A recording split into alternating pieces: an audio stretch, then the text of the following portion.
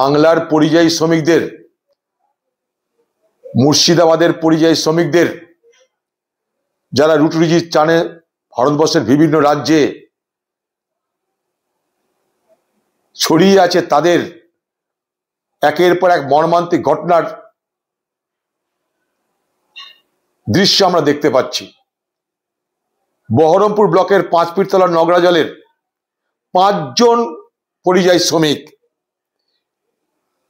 পরিযায়ী শ্রমিক মিনারুল শেখ, জিয়াবুর শেখ, তাজিবুল শেখ, জাহেদ আলী এবং আজকে সাফিজুল শেখ মারা গেল সিলিন্ডার ব্লাস্ট করে, অগ্নিদগ্ধ হয়ে মৃত্যুর সঙ্গে পাঞ্জা লড়তে লড়তে ব্যাঙ্গালোরের ভিক্টোরিয়া হাসপাতালে।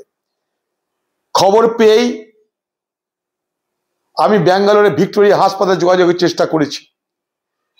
সেখানকার সরকারি আধিকারিকদের সাথে কথা বলে ভিক্টোরিয়া হাসপাতালের বার্ন বিভাগের, অর্থাৎ পুড়ে যাওয়া রুগীদের জন্য যে দেখভালের যে আলাদা ব্যবস্থা, তার যিনি মাথা শঙ্করাপ্পান, তার সঙ্গে কালকে কথা বলেছে। তিনি আমাকে চিকিৎসার প্রেসক্রিপশন পর্যন্ত পাঠিয়েছেন যে দেখুন আমাদের এই রকম চিকিৎসা চলছে, কিন্তু 80% পুড়ে গেছে, বাঁচাবো কি করে? একটা একটা করে মরতে মরতে 5 জন মারা গেল। আগে বলে দিয়েছিলেন উনি বাঁচানো অসম্ভব, 80% দেহ পুড়ে গেছে। এখন তাদের দেহটাকে নিয়ে আসার জন্য চেষ্টা শুরু করেছি। তাদের সঙ্গে যোগাযোগ করে তাদের দেহটাকে যাতে ফিরিয়ে নিয়ে যাওয়া যায়, সেই নগরাজলে পাঁচপীরতলায়, তার জন্য আমি সচেষ্ট হয়েছি। তাদের দেহ ফেরানোর আমি চেষ্টা করছি। এর থেকে দুর্ভাগ্যের আর কিছু নেই।